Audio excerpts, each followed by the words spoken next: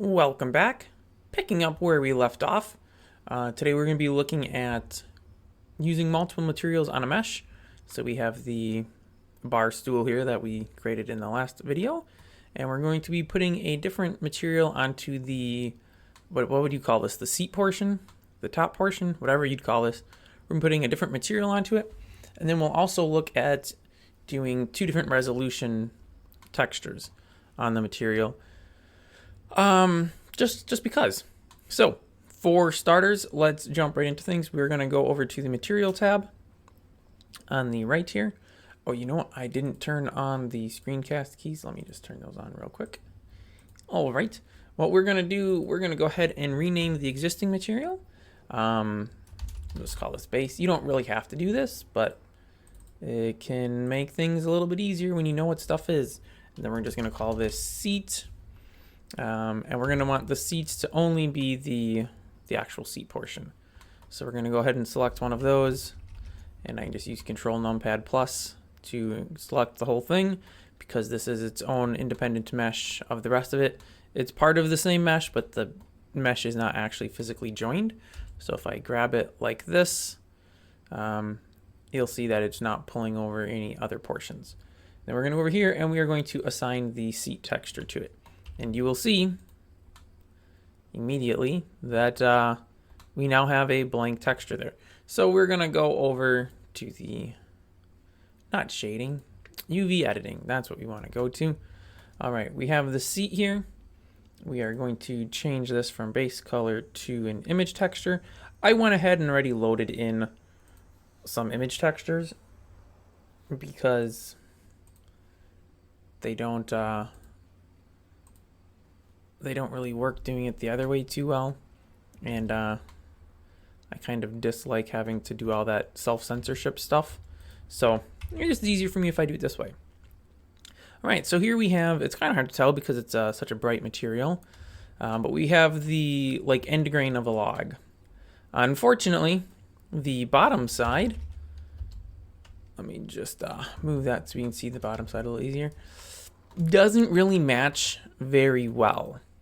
So what we're going to do is select the bottom of this and we're just going to move it up so it is centered. So now we have the bottom and the top. Now the observant among you may notice that this color of the texture here is kind of forming an L in this way, but it's forming an R in this way. If you did want to switch that around, you just have to scale -1. That's essentially how you would flip it. And is it correct now?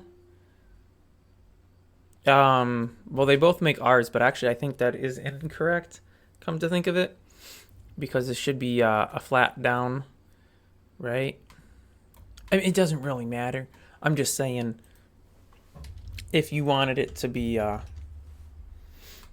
so looking from the top side, you know, if there was a yellow dot here, theoretically that yellow dot should show up here, and I think right now it would show up here. So maybe we just have to do 180 degrees of rotation on it. Nope, that was too much. 90 degrees.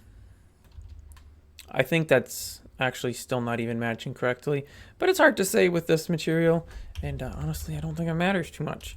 So we're just gonna go ahead, slide that over, bada boom, bada bing. With our material set, we can go ahead and export this file out. So we'll pick the OBJ as usual. Here's our export screen. I'm going to go ahead and select our operator preset that we created earlier of Minetest. I'm going to export over this lesson 3 stool OBJ that I have already exported because I was having some issues. And it turns out in the new exporter, you do need to export the materials here. This is going to create an MTL file, which you can just delete. You don't need that. But without that, the materials don't work, which is kind of bogus because the old exporter didn't do that. But that's the way things are. All right, jumping over into our code. It's pretty simple. We're just going to duplicate this bar stool, and I'm going to call it bar stool _1, and we'll call it bar stool simple because we're going to do another one that's going to be fancy. It really won't be. We're just going to change the mesh, which I think that's what we called it. If not, oh well. And then for tiles, we're going to have multiple textures. So we're going to go ahead and do default. You know, actually, I don't know what that texture is called. Please hold. It appears that the texture is called default tree underscore top dot png. And let's go ahead and launch Minetest and see if it worked. All right, we are in the world, and you will notice we have our first bar stool, and we have the secondary bar stool, and you can tell the texture on the top of this is different than it is on that, which is exactly what we would expect because that's what we told it to do. Now, the benefit of doing this, for anybody that's like, well, I don't see what's the point. Well, the point, my friends, is quite simple. So we can do things like this now.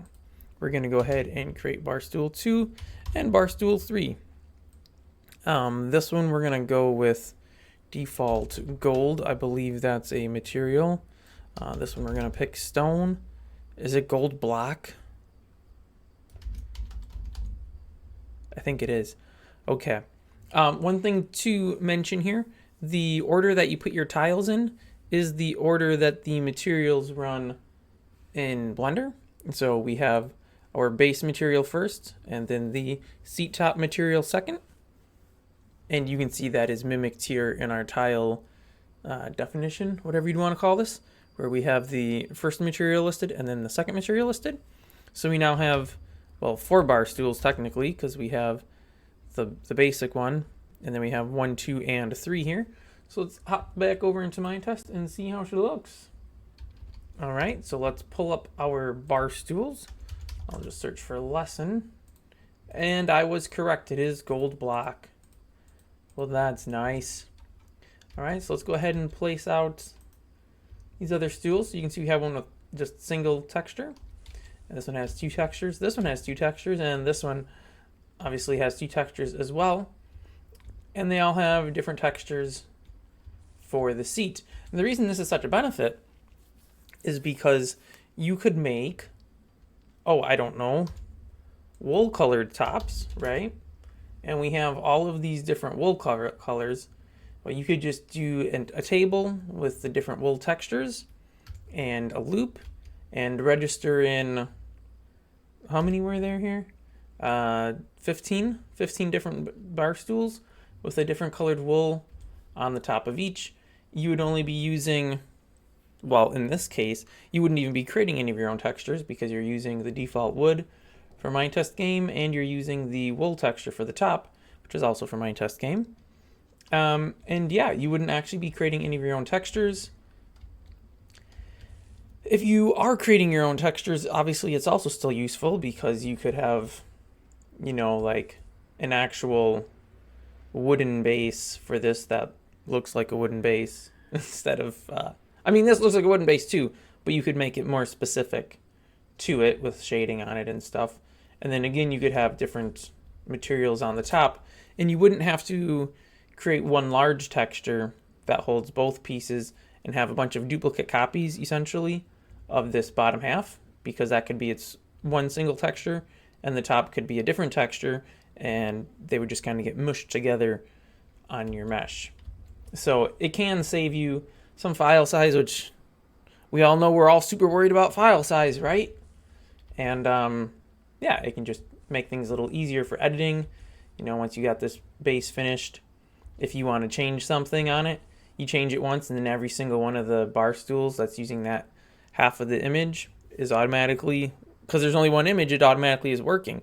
You don't have to go through every single image and paste in your new changes to the base of the bar stool. Okay, so enough explanation on that point. Let's jump over and look at different resolutions. Okay, so let's take a peek here with a different resolution texture on the top than the bottom. Why you would want to do this? There are actually good reasons. In this case, it's not, actually, you know what? In this case, it is a good reason because, and I'll show you in a little bit here. This is actually an excellent use case. All right, so we're gonna pick this other version of a tree top. It's a 32 pixel resolution, 32 by 32, you can see right there. The old one was a 16 by 16, you can see right there. We are going to go ahead and select the top of the chair here. Gonna go ahead and unwrap. Okay, it's unwrapped. It doesn't really look pixel perfect. If we go ahead to the side view here, yeah, this isn't right at all. Okay, so let's hop over to text tools, and we're just gonna go ahead and well, we're not just gonna go ahead. We're gonna change some things. This portion I don't think we actually need to worry about, or this portion. I think we can actually just base on this. So we're gonna go ahead and we can pick our pixel unit, blah blah blah. That tells us what we have currently. Actually, not what we want. We want to go ahead and do this. We want it to be a 16 pixel resolution. We hit apply. Instantly, we see an issue. This is twice as dense as it should be. There are 4 pixels for every single pixel here, but it's a 16 pixel resolution. What's going on, right? Well, here's what we got to change. So we have this little drop down here, right? And it's selected to image right now, which is fine. But read the tooltip. This threw me off for a while when I first started using this. Get the resolution of the first image found in any used material. Well, our first image is a 16 pixel image still. So we don't want to leave it at image in this case. We want to manually specify what our texture size is. Now, thankfully, we have a lot of options here. We also have this text tool size, which I believe pulls from the size here. So if you have some random size that's not listed here, you can still manually get that by doing it up there. But we are going to just go to a 32 pixel because that's what resolution this is. And we're going to go ahead, apply to islands, bada boom, bada bing. We'll throw it here, someplace, there we go, where we can actually see our pixels. What do you know? They line up just like they're supposed to. Now, why this is beneficial? Well, see, I'm glad you asked. We have this this chair top here, right? And as we saw when we used this image, I can actually kind of just cheat and scale it twice to get the same effect. Unwrapping it, it doesn't actually all fit into a 16 by 16 image. And assuming that we weren't just using an existing texture, but we're making our own, and we're applying some shading and et cetera to it, the bottom of this chair would obviously be darker than the top. Maybe it would be, you know, hard wood when the top's a cushion, or it would be plastic and the top would be a cushion, whatever. It would be different colors. You wouldn't necessarily always want the texture on the bottom to be the same as the texture on the top. Well, using a 16 pixel squared image, we have a chunk that comes off. That's no good, no bueno, doesn't work. So we need to use a larger resolution image, such as this 32 pixel texture.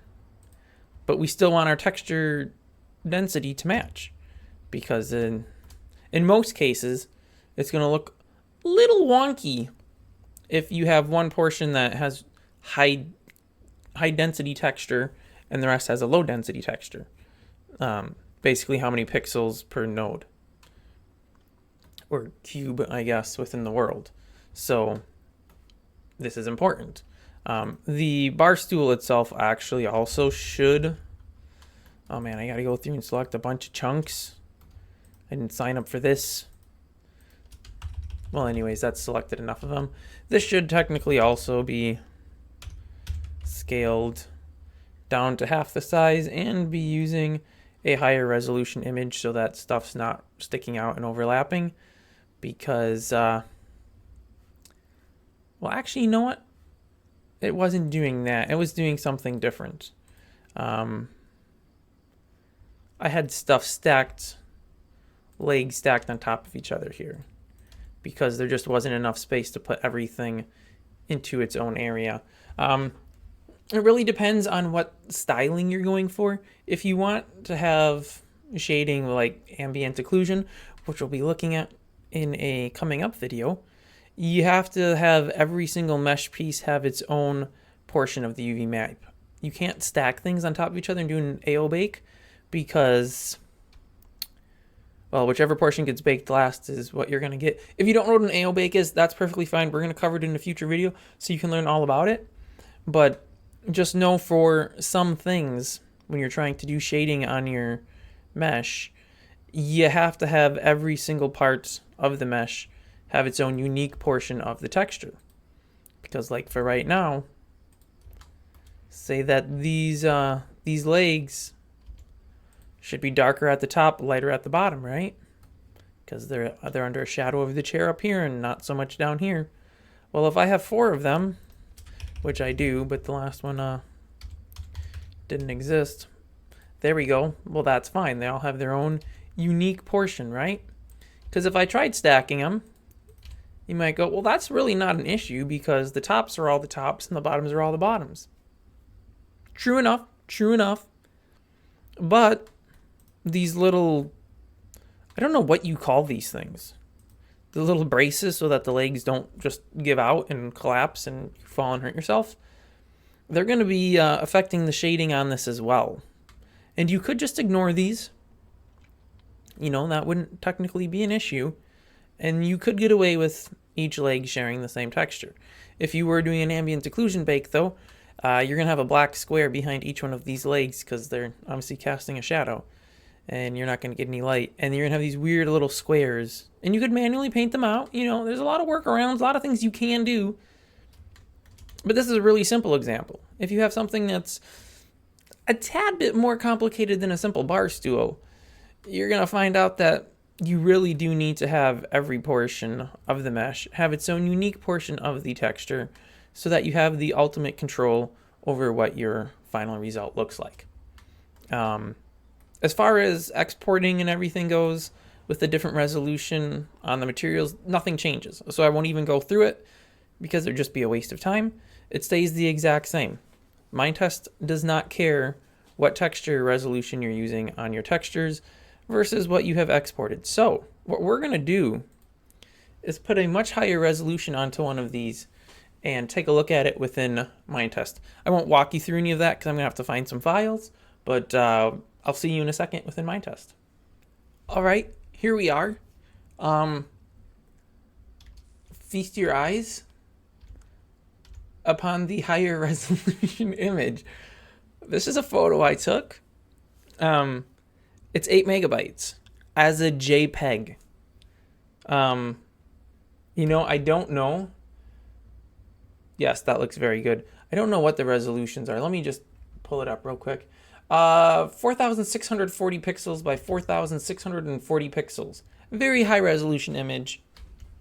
Aside from the fact that it took a bit longer to load than normal due to the 8 megabyte picture that is on such glorious display in front of you, Minetest didn't care that this was, I don't even know what pixel density this is, but it's pretty crazy high compared to the rest of it. 0 issues.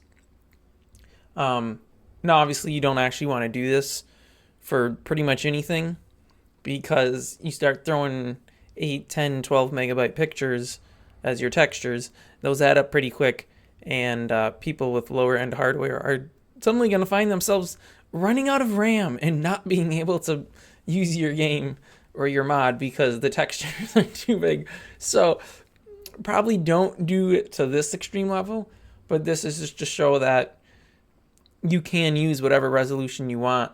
Minetest doesn't really care. It doesn't affect anything with your image and how it lays out. It just scales. So, I mean, a better example would have been to take like a 64 pixel resolution wood texture and use that in lieu of this, which actually, you know what we did in the past. I think in the first episode or second, when I was using some different texture packs, and you could see how they pulled in and it adapted to the different resolutions without any issues. So yeah, there you go. That wraps up using different materials on a singular mesh. I don't think there's anything else to cover or mention, so I will leave it at that. Thanks for watching, and check back soon for some more advanced topics and videos, and I will see you then.